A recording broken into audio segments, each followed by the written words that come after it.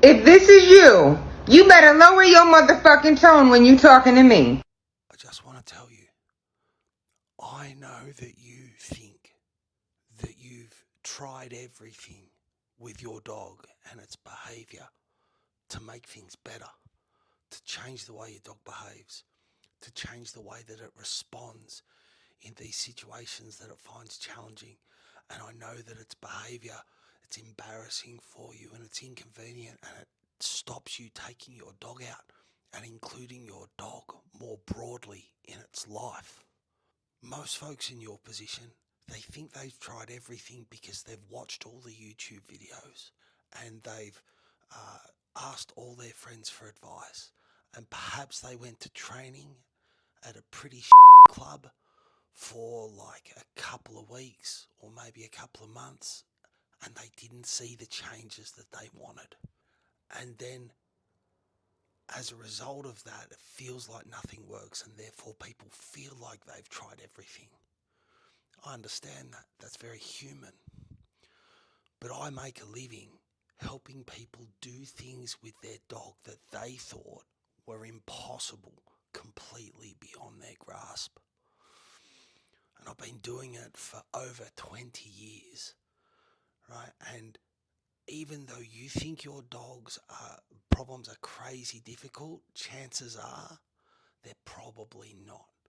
Your dog probably needs you to understand what's going on, who he is, what makes him tick, and you need to learn how to do that.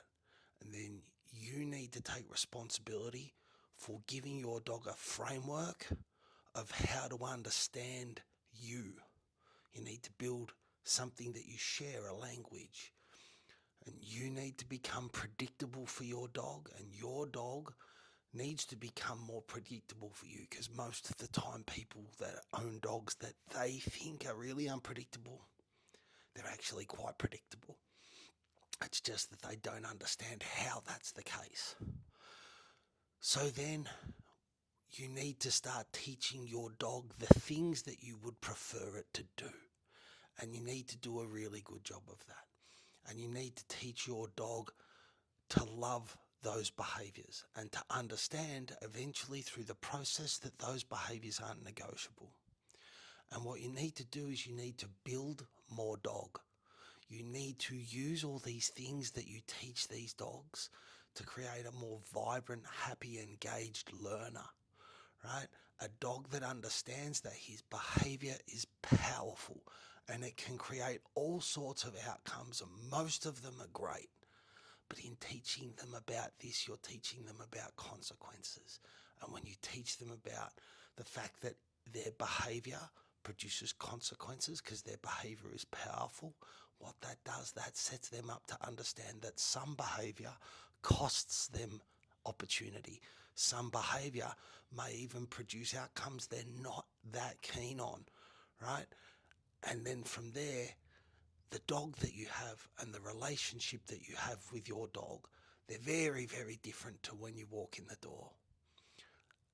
And when the dog is different, and when your relationship with your dog is different, when your communication with your dog is clear, what that does, that drastically changes the problem that you're facing, because now it's not the same dog. It's not the same set of circumstances. It's not the same handler. It's not the same relationship. And from there, you would be absolutely flabbergasted to know the things that people and their dogs achieve together, even dogs like yours. I better go. She's angry.